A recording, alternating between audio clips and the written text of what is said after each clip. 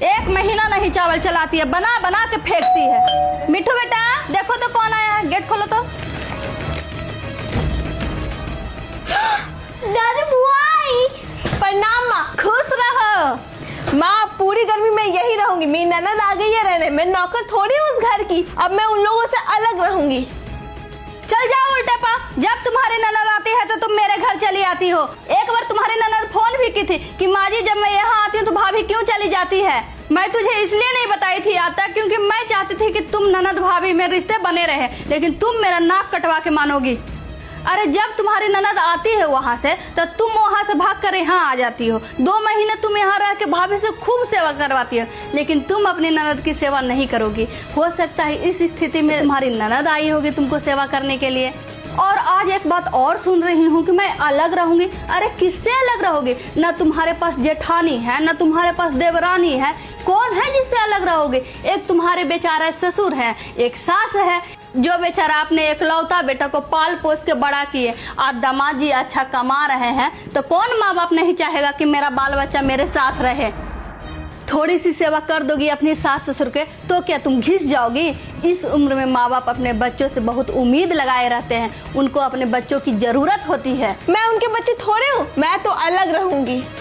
अच्छा, जैसे तू चाहती है ना कि मेरी मम्मी की मेरी भाभी खूब सेवा करे, पापा को खूब सेवा करे, वैसे उनको भी उम्मीद लगी रहती है बड़ी आई अलग होने वाली। अलग रहोगे ना तुम तो तुम मेरे मरते मरते दम तक मेरे घर मत आना। अगर आ भी गई ना तो अंदर घुसने तो दूर गेट भी नहीं खोलने दूंगी। ये क्या कर रही हो? ऐसे तुम नहीं कर सकती।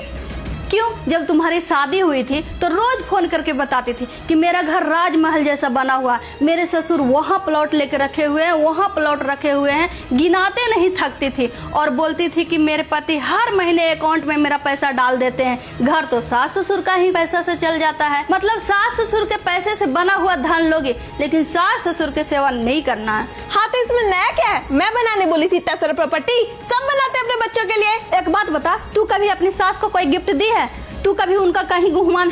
एक बात बता, तू कभी अपनी सास को गिफ्ट दी है? तू कभी उनको कहीं घुमाने ले गई है? तू तो हर संडे बाहर खाना खाने जाती है, मतलब महीने महीने की शॉपिंग करने में कोई कमी नहीं होनी चाहिए। स्नो पाउडर किसी चीज में कोई कमी नहीं, सारी जानकारी रखती हूँ तुम्हारे। इतना ऐसे जीने के बाद भी तुम एक माँ बाप से उसके बेटा छीनना चाहती हो? अरे भगवान भी तुझे माफ नहीं करेगा, मैं क्या तुझे माफ करूंगी?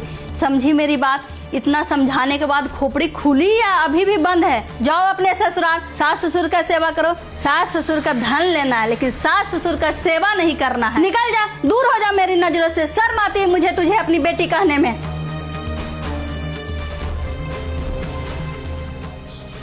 अरे क्या हो मम्मी जी, क्यों इतना गुस्सा में हो?